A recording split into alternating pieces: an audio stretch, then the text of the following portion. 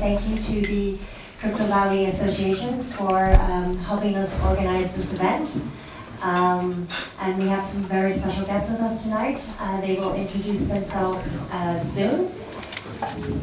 But first I would like to throw out the topic of revolution. So, you all know the topic for the evening, but when we think about revolution, some important historical moments may come to mind. For example, the Boston Tea Party, when people got angry about taxes for paying for a war, a 7-year war with France. They threw just boxes of tea into the water. Or French Revolution, where an uproar of violence led to the abolishment of the French monarchy. Of course, the Web3 revolution is not, hopefully not that extreme. Some of you may argue with that. But coming more to technology, we also have been going through maybe some may argue 4 stages of the Industrial Revolution. The first one being water and steam to mechanize production, and the second being electric power to create mass production, and the third, electronics and IT to automate production. And that gave the power to consumers, it gave them the access to a whole digital world. Bridging the gap to Web3, some say that the 4th Industrial Revolution is here. Tonight we are going to talk to some special guests about this. They're going to give us their insight on the Web3 revolution and what that means to them. And I'm going to let them introduce themselves and just say their names, what they do, and what the Web3 revolution means to them. Maria, would you like to start? Sure. Hi everyone, it's nice to see you all here. Can you hear me? Well, with the mic? Perfect, thanks. My name is Maria Dubovitskaya and I'm a director of engineering at DFINITY. My focus at DFINITY was actually growing with the stack we've built, from building core crypto libraries to actually launching the network, and now focusing on L2 and apps to improve also user experience. And I'm not just an engineer, I'm also a cryptographer, and I always strive for bringing advanced cryptography into the real world and making it part of our everyday life. And for me, Web3 Revolution is actually unleashing the power of advanced cryptography and making it performant, efficient, and making it serve us. Enforce transparency, enable decentralization, and enable people to be in control of the data. So, before we had struggles integrating those advanced protocols that would enable privacy and security for users, because it's hard to integrate with Web2 and with different service providers and different entities. Blockchain is a single ecosystem. It allows us to integrate those advanced protocols so fast and make it available for everyone, and makes it so easy to integrate and empower users. So that's Web3 Revolution for me. Thank you. Good evening, everyone. Well, first of all, thank you for CBA and DFINITY for organizing this event, and thanks for everybody to be here tonight. My name is Adriano Bertini. I am heading strategy at Ledger Enterprise.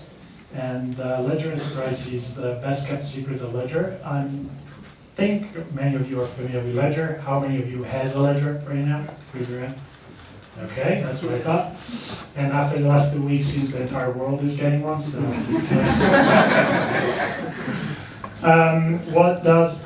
so let me talk a little bit about Ledger Enterprise real quick. So it's the enterprise arm of Ledger. And we deal with institutional clients as well as corporates and corporations, and we're looking also to small funds and asset manager. We have 9 in Switzerland, so if any of you is from there, let's talk after the talk. And we give a ready-to-use solution for self-custody, which also include governance, the governance model, which give you the opportunity to do segregation of duties, so you can give different rights to different people within the organization. And I can tell you later more about how that works. And also, so on the basis of self-custody, then we build a governance around that, and then we give you access to multiple services. So right now we have, the self-custody plus the staking, DeFi, and access to the NFT market. Quickly about what Web3 Revolution is for me, personally. I think is the technological advancement of cryptography and game theory, which allow for the first time to uniquely, irrevocably, provably own something digital. So I think this is the real revolution here. And I think we have lost that in the last few years. And in the last 2 weeks, we learned very quickly why that is important. I think that opened up the possibility of, well, once you create digital scarcity, because now you can uniquely own something, you can create markets.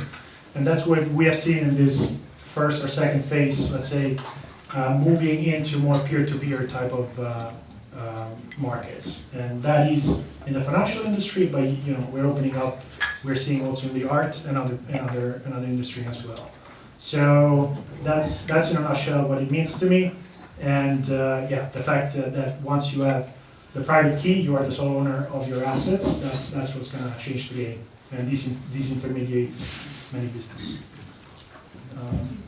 Andras? So my name is Andras. Hejj. It's a pleasure to be here. Thanks for having us. I'm co-founder and CEO of NoBank. And so NoBank, just a few words about that. So NoBank is basically a smart contract-based wallet. We have the vision to enable broad access to Web3, making kind of ownership on Web3 and the access to it really simple and accessible for anybody on the planet. We started the company in February, so I think we're the youngest company here on the stage, but so it's a huge honor for us to be here. On the Web3 revolution, I think it's an interesting topic, because it started on the technology side a long time ago. For me personally, I used to work 10 years in banks and fintechs, so it's a very personal thing as well to kind of get out from there and do something in Web3. And for me personally, it has a lot to do with ownership and making sure that whatever you own, if it's your identity, if it's your assets, anything that is kind of on the blockchain, that you can actually prove that it's yours, you can send it, you can interact with it in different ways and shapes. And I think like with any revolution, it starts slowly. Well, any revolution, but this one starts slowly. And I think now we're at this stage where it's getting really, really interesting, and a lot of very interesting use cases shaping up from that. Thank you. So I forgot to introduce myself as well. My name is Harp. I am an employee at DFINITY. I'm doing research, communications, and marketing. And yes, let's get into it. So we've heard a lot of keywords already. So security, ownership, privacy, custody. And my question to you is, what problems really does Web3 solve from a user perspective and also from a developer perspective? Maybe Andras, would you like to go first? Yeah, sure. So I think there's a couple of points that keywords I think were already mentioned, but I think they're really important. So Web3 basically is open by default. So it's a distributed database. It's a zero trust database. Anybody can run it. Anybody can participate in a given blockchain network.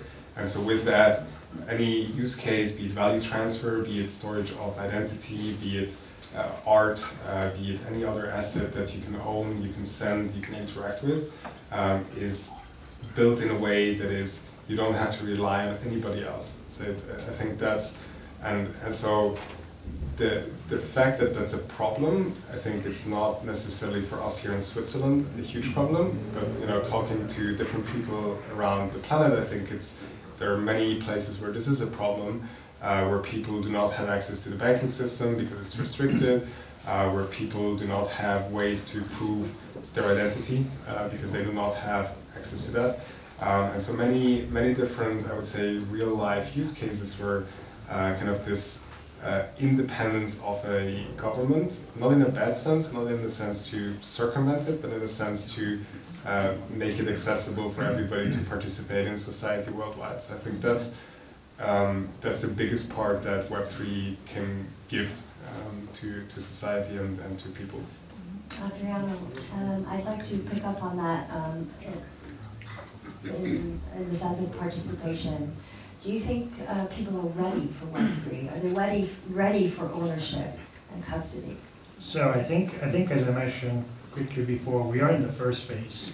Yeah. As we've seen on any revolution or any new phase, you have like an organism basically, and you have a pathogen or something that comes from the outside and is completely foreign to the system. So the first thing we try to do is recreate a model that we know, so that we can, put back the system in balance. And that's what we have seen in the last few years, right? We needed liquidity for markets, so we have again intermediaries coming into the market and providing that liquidity. Now the problem still exists. So once you give trust to intermediaries, you are coming back to the same problem. Now we're seeing the next phase, which is disintermediate again. How it's going to be disintermediated will be for us to decide, and how much trust you will give is for us to decide. The big change here is that the trust will be given from you to these entities to the extent that you want, and within the time frame that you want. That was not available before. And that is going to change everything. And I think after the last 2 weeks, we're going to see a lot of change in the regulatory space that will also make certain entities more accountable, and working with a company like us, making the system more secure. Maria, what are some examples of Web3 projects that are maybe facilitating user adoption, developer adoption? Right, I think I also want to kind of step out a little bit and think about like what this Web3 technology gives to me as a developer, right? I want just step by step. I want to have an easy development process. I want to have easy testing process. I don't want to worry about infrastructure behind it or easy way of testing my dApps, right? So that's the first thing. So that's what Web3 technology and also like internet computer is an example of it could give to me. Second, I want to utilize the power of the ecosystem. I want to utilize, for example, direct integration with Bitcoin network on internet computer. I want to utilize guaranteed message delivery if I want to run DeFi on blockchain. I want to make sure the payment is really reaches its destination. So, and I want to have a strong identity protocol provided by the platform itself. So that's another thing that is kind of, I can have it out of the box. I can have it in a secure way because it's following some like standard protocols like web authentication that like web authn technology that gives certain guarantees about like people not to worry about their secret keys or messing up with their passwords, like all this kind of nice big features. And then as a final part, so that's how I can enrich and make use of the ecosystem and make enrich the developer experience. So, and second, the last thing, I want to community and the users join in governing my dApp or the application that I'm building on DFINITY. That's an example of like, for example, SNS project on the internet computer that would allow developers to actually decentralize, tokenize their dApps. So that's another kind of the next step that me as a developer would take and bring my dApp to the next level. So that's kind of those features that would enable DeFi applications to be growing. That would enable social and even gaming applications.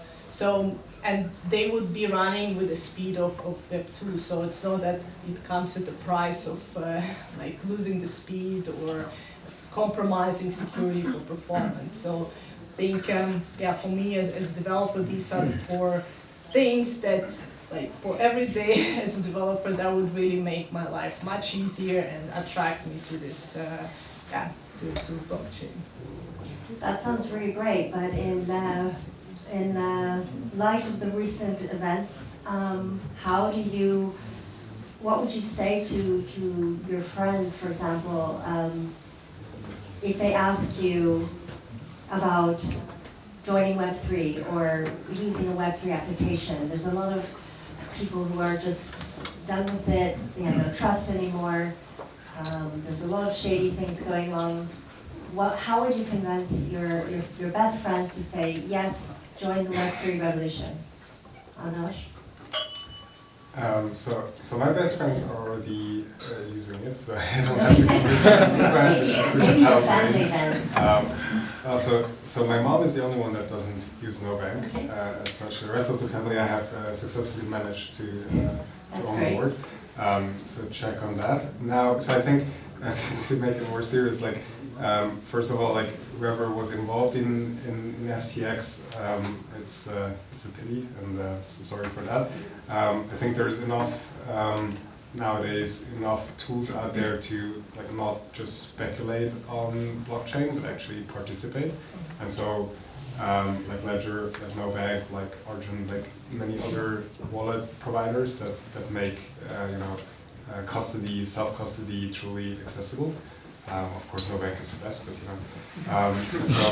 so I would say hopefully the participants that are thinking about Web3 or are already in Web3 are thinking to move their assets from a centralized space off to a self-custodied space, and use maybe centralized exchanges for like exchanges, but even for that there's many decentralized finance places, so typically decentralized exchanges that you can use to basically do that exchange. So for me, there's no convincing reason to put money on a centralized exchange. That's why we also started NoBank. The accessibility is not great, and so that's why we're working on making it more accessible. And so that would be probably my answer. So if you want to get into it, like get into it properly. And properly means you own your private keys, you own your assets, you own your digital identity, and everything that comes with that. Adriano, I would you think like to Andras add? should work with the Yeah. Well, first of all, my sympathy goes to everybody that financial loss is a consequence of the last recent event with FTX. But I think for me, what I would say to those people is this is more like a proof of how our technology is working better than the previous technology. And the reason is that we are, as again mentioned before, disintermediating the financial industry. And more importantly, we are lowering the social cost of using intermediaries to the extent that those intermediaries cannot be trusted, as we have seen recently. So I think we need to develop more technology to ensure that even the level of trust that is necessary is taken care of with technology that can prove, that these entities, are running business according to the person expectation. And we've been talking about proof of reserve. We're talking about some technical solution that we want to implement. But the way I will convince the person that is still skeptical is just try to do a transaction in the regular system, try to use this system, and just tell me the difference in terms of cost, speed, and execution. That's the best argument. Just try and... Maria, as a cryptographer, how would you convince someone to use Web3 platforms? Sure, I would first of all want to echo Adriano and basically say that I was also sympathizing to a lot of people who were affected by the recent events, and I am also myself consider blockchain space to be a mix of different things, and some are more trustworthy than the others. But I'm a big believer in technology that doesn't kind of let things collapse, and the more we embrace the technology and develop it further, the more we provide it in a very accessible and user-friendly way to users, using standard protocols, using secure hardware that is easy to use and takes care of managing your keys, then in the long run, the technology will prove like the right to exist, and it will shine, and those things who are based on the right foundation will develop and grow. And I would convince people just to see what's the underlying, what's behind the face of every project, and do some due diligence first and trust technology. Thank you. So, how do you think Web3 will evolve, let's say in the next 5 to 10 years? How do you think Web3 will influence everybody's lives in the near future? Maybe you can touch on the regulatory landscape. Adriano, you already mentioned that. And how do we see user adoption and just security and peace of mind in a user's mind in the next 5 to 10 years? Yeah, so I think there is still like a learning curve, obviously. The technology is fairly new. Like if you compare with the internet, 1971 was ARPANET, or like few gigs, and to send an email took, I don't know how much time and lines of code. Now, a grandma can just wipe the finger and send the email. It's gonna take time to get there. We are working a Ledger, but in the industry as a whole, to build the user interface, the user experience that will allow it to get to that point. But it naturally takes cycles. I think that events like the one that just happened accelerate the cycle. We are seeing more adoption both on the enterprise side and on the user side. And I think the important things that these latest events kind of push forward is the need to build technology that allows to survive in the intermediate period when people move to self-custody, which we're looking probably like 10 years plus when everybody is on board. And this technology is proof of reserve is one of that, but also I think there are going to be more regulatory standard coming, and we're going to work to implement those so that enterprises can be trusted more, and exchanges and liquidity provider can prove to the public that they are trustworthy. So we're going to work toward that. Andras, where do you see NoBank in 5 to 10 years? Maybe on the industry, I think Web3 over the next 5 to 10 years will hopefully evolve into something very similar to Web2, in the sense that you don't talk about TCP/IP and HTTP2, and you don't there are talks around that, but as a normal day-to-day person, you don't talk about that with your friends and family. So I think my hope is in the next 5 to 10 years, very similar with Web3. The technology that enables all the cool things that we talked about will be here and will be open to use to anybody, and will allow a lot of very interesting use cases, from opening your car with your wallet, to buying a ticket, to having coupons in micro with NFTs, all these fun and useful use cases in a way that for the end user the experience is really simple and not the first thing that he notices. So we can still geek out about cryptography and zero knowledge proofs, while normal users they can take their micro cumulus card and say I just got another NFT, and that's the technology underlying it will be that. And so we need to abstract for the we need to abstract. Yeah, I think that's it. Maria, what do you think? Where will the internet computer be, and will we be all on Web3, or how do you see the transition from Web2 to Web3 evolving? Yeah, I guess I see more a world of Web2 and Web3 kind of a bit borderless in some sense. Also to agree with what Andras was saying, we shouldn't only define Web3 by those kind of features that are unique for it, like decentralization or transparency or I don't know, proof or immutability.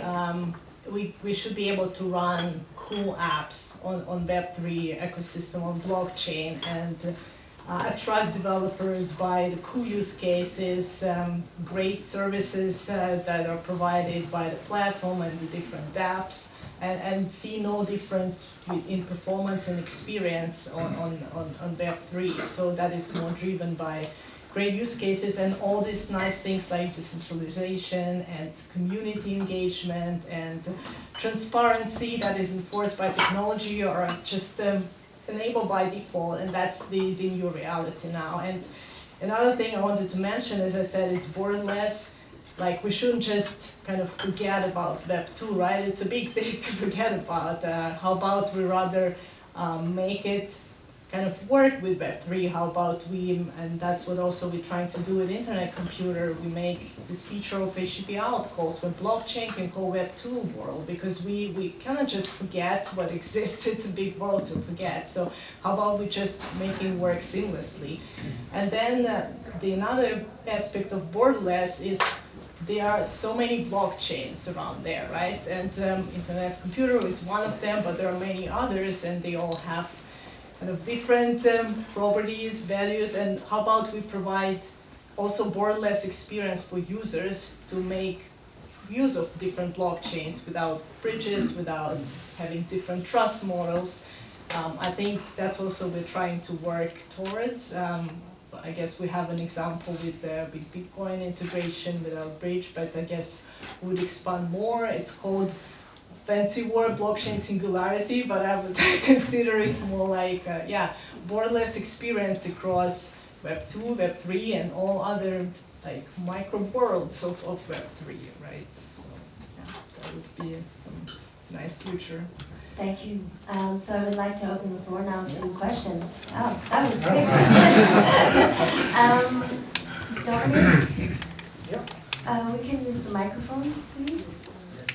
Yes.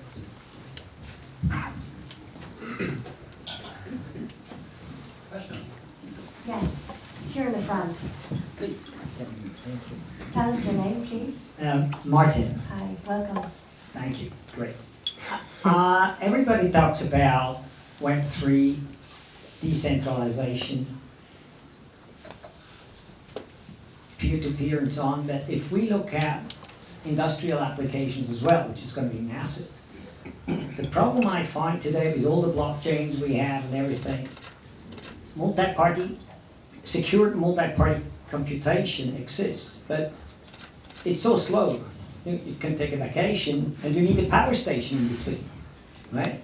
So my question is, have you seen or can you see, I call it decentralized multi-party computation in a secured way that is ultra fast, and I call it, instead of a power station and a computer center, you have something like the power requirements of a smartphone. Where are we and how long will that take? Good question. Thank you. So I think I can pick that up. Sure. I guess. So I think security and convenience, unfortunately, don't go together. And cryptography is also very complex. Those are the two limiting factors. We spend our day at Ledger to basically try to close that gap and try to offer something, as you mentioned. I agree that, so there are two things. One is so I'll talk about funds in specific and recoverability of funds. So that part is already taken care of because you will need only, the keys to recover the funds. So the speed is as fast as the blockchain allow you to go, right? But if you want to do industrial application, then you need to introduce, more level of complexity that, first we're building the first layer and then we're going to abstract up. So we are now talking about layer 2 in many blockchains. Things are coming, but because of the evolution of the, cryptography as a technology and the work is going to take time. How much time to answer that question? I wish I would know the answer to that. Everybody would love to know that. I think we're going to be probably in a good place like 20 years from now. Oh, really? Wow. Yeah, it'll take some time before you have full industrial application. In fact, it will take some time even to have full usability of layer 1 by people. Like the percentage of people using this technology is still too small. Maria. But I also wanted to just highlight, yes, the full general secure multi-party computation is probably, yes, a few years from now on, but we should also see how much progress in terms of efficiency cryptography made in the very few recent years. So I think if we, actually working on Internet Computer and for example, working on this threshold ECDSA, which seemed to be quite inefficient when you think about it. Actually, we did make it efficient. I think if one focuses on concrete use cases and then tailor cryptography to solve those use cases, then I think in terms of efficiency, we can be in much better place. And it's quite impressive how much progress cryptography made in terms of efficiency, and not that far away from making them work for us. So, thank you. Yeah, just one small comment to this. I think this multi-party computation in general purpose sense, you know, I was listening a few weeks back to a talk about layer 3 zero knowledge rollups, which allow you to exactly do that on a smartphone. I would say the industrial or personal use of that, such that it's accessible and you don't freak people out without 2 PhDs about layer 3 rollups in an exact case in art. You're like, okay, that I think that will like take the time, because the parts of the technology are there, but then you need to iterate 3-4 times over it until it becomes something that you would actually like to use in an industrial setup. If I can chime in that, I don't think, in fact, what you just said, I think is in line. So I don't think the problem is the actual, you know, arriving to that technically. That will take some time, but not as much. I think the industrialization, the point of industrialization, like when everybody will use this technology. Like we've been 14 years since the birth of Bitcoin. And if you look at the last 14 years, it's not, you know, it's not good. Yes, next question. Hi, I'm Ben. Thanks for your comments and my whole admiration for what you do. I just hate to bring you a little bit back to reality. I'm just trying. We're working in a confidential project, and I'm just trying to get everybody on PGP. And there's no hope. There's no hope. You know, you can install an add-on in Outlook. It's very simple. You can use Thunderbird. It's embedded. People just don't do it. They're lazy. Now, my question to you, and you know, maybe a little feedback. I'm an old fart if I look at the other people here, and you all know what DeFi and DApp and QApp and whatnot is. I don't. I can read it, I'm a Messari subscriber, blah, blah, blah, but I don't have the time. So if you want to have people adopt your stuff, just talk like normal people, okay? We don't know what QApp and DApp and DeFi. It's just like mumbo jumbo to us. So my question to you is, for each of the 3 people here, what in your view is the next killer app that my and your mom will use? Good question.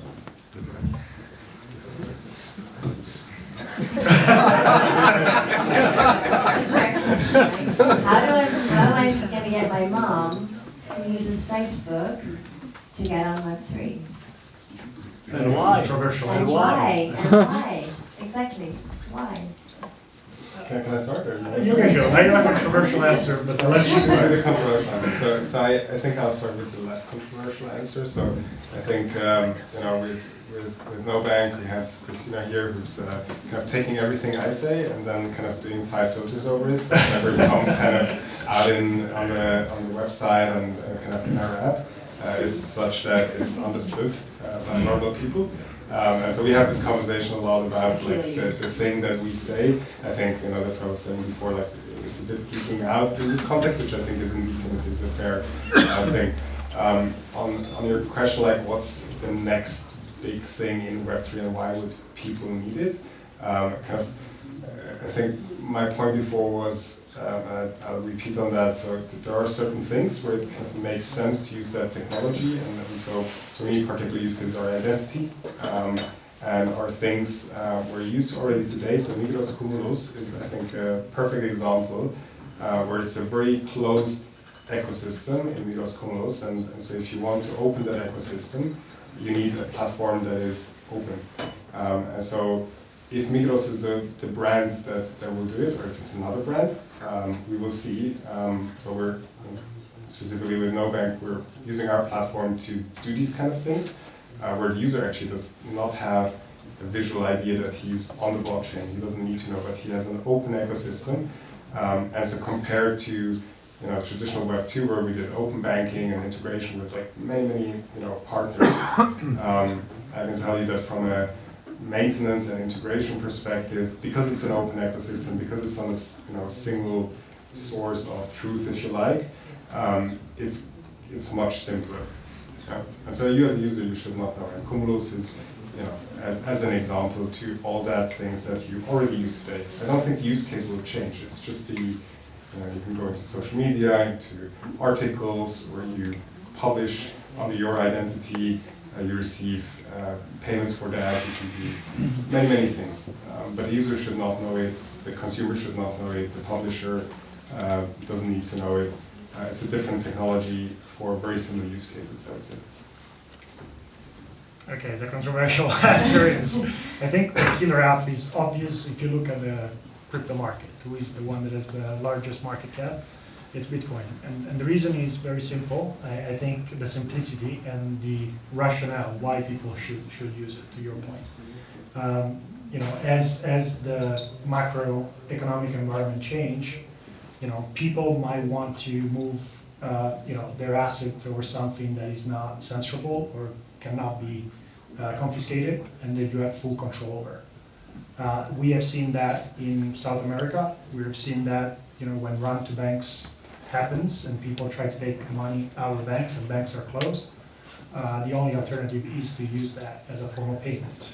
In addition to that, there's a very strong push on payments because merchants right now obviously pay a markup on every transaction to Visa or MasterCard.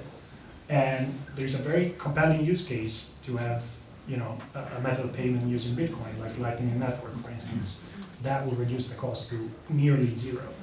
So there is really a very strong, compelling case to use it. So we can talk about all the very interesting, lovely projects that we work every day, which are amazing, right? But the reality of the market is going to use something that's super simple and super needed. And if it's not, it's going to take time to get there. Once they're onboarded, once they are in the crypto space, they own Bitcoin, they own Ethereum, then we can enable all the other peer-to-peer services that are so interesting and so valuable. Sure. Well, first of all, I want to agree with you because I think we as crypto geeks, PhDs, are really like a little bit on another planet, is to get down to earth with reaching users like in the majority.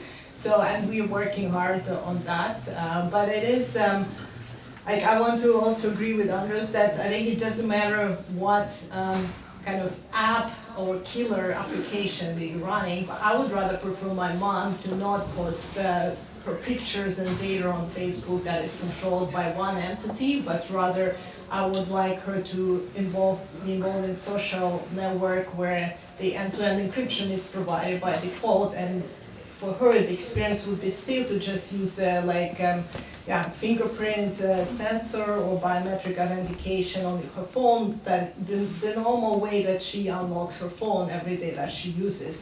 But I would also know that, okay, her data is not being used, shared, misused. So I think we need to do, of course, make this advanced technology more reachable and as easy to use. And then I think any normal dApps would just be used by our mothers and grandmothers without compromising. But yeah, we have to work more on getting there.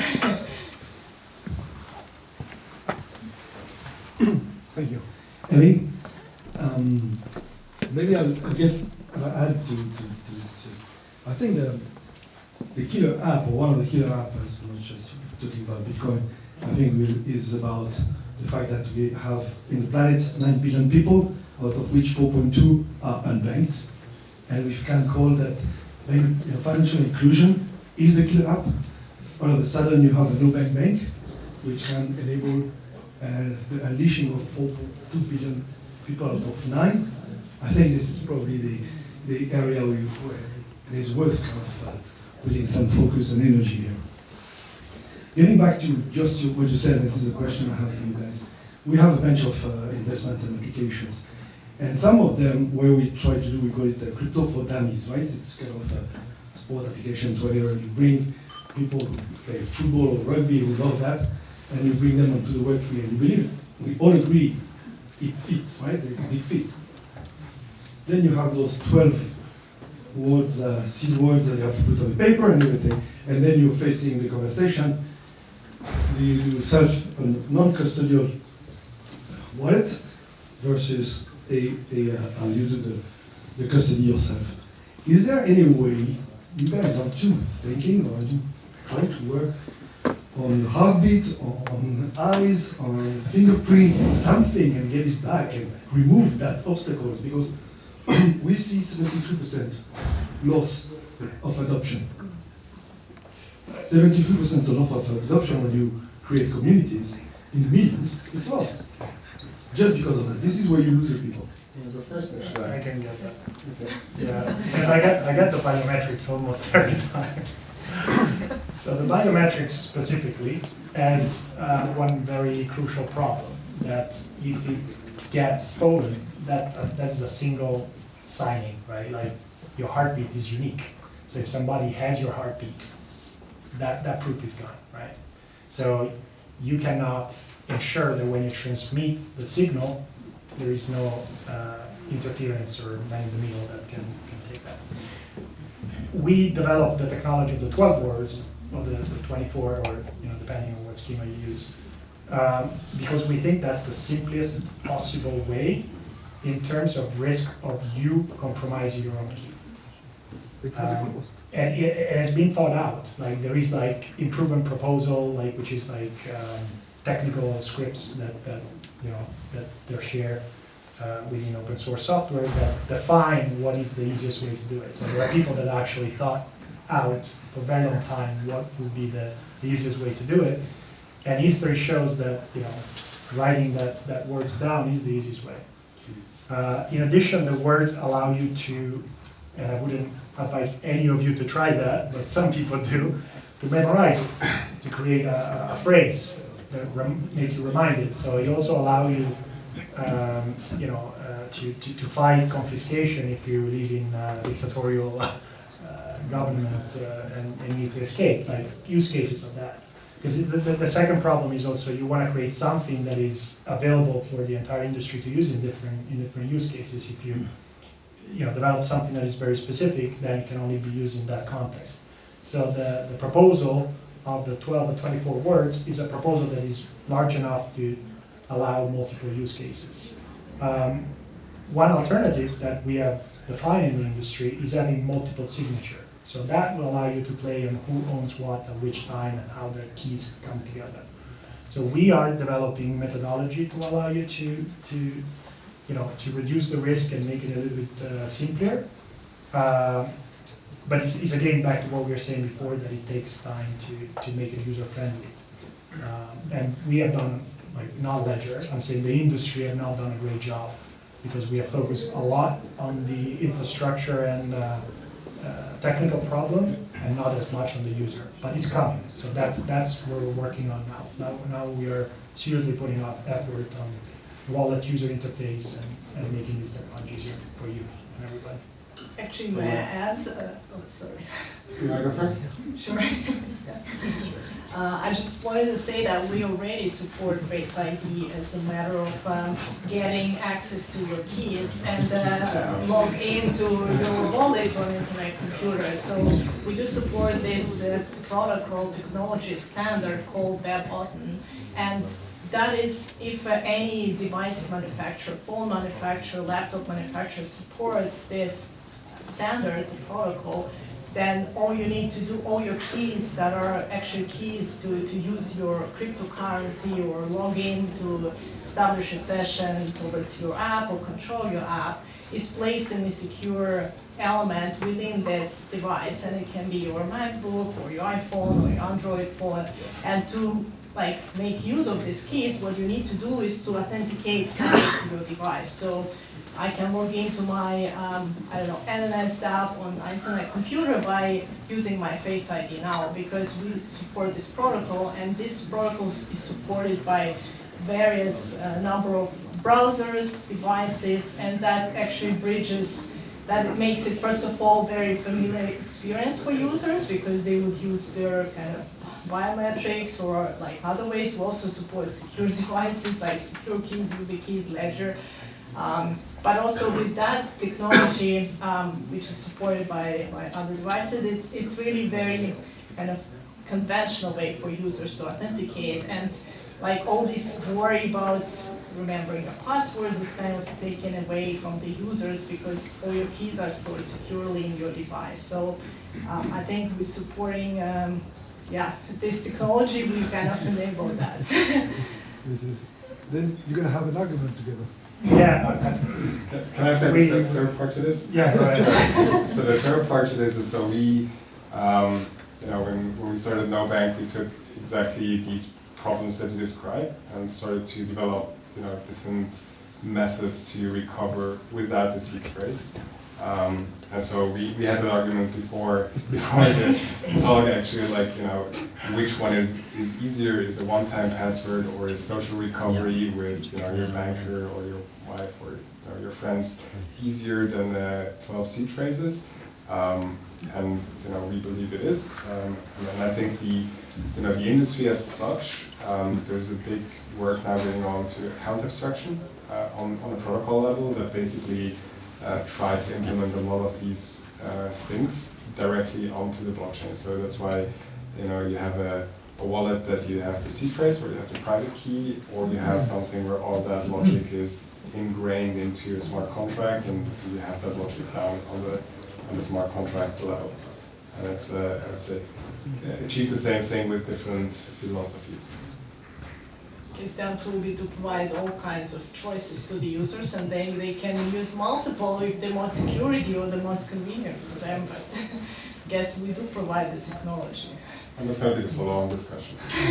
Yeah, I mean, the original design, this technology also had the idea of taking off personhood from the authentication. So if you introduce biometrics, you're kind of linking your identity to that. And the original design, we don't want that to happen. They prefer pseudonymity, where you can tell to the world that it's you, but they don't know who you is. And that allows use cases. And the reason is that the design was supposed to work for very hostile environments, so that if people find themselves in that situation, they have a way not to link their personhood to the, to the funds or to the assets.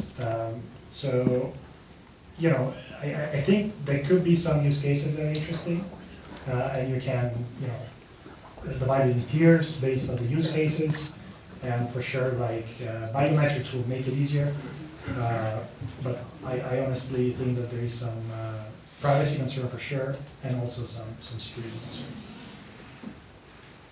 Thank you, Maria. Also to add, you do not want your hide to be chopped off or your that's also a nice thing to make sure it doesn't happen. So I propose we continue the discussion over wine and refreshments. Thank you all for joining us, and thank you for your interesting questions. Maria, Adriano, and Andras, thank you for participating in the panel discussion, and they are also here for further questions and discussion, and debate, and whatever you like. Thank you. Thank you.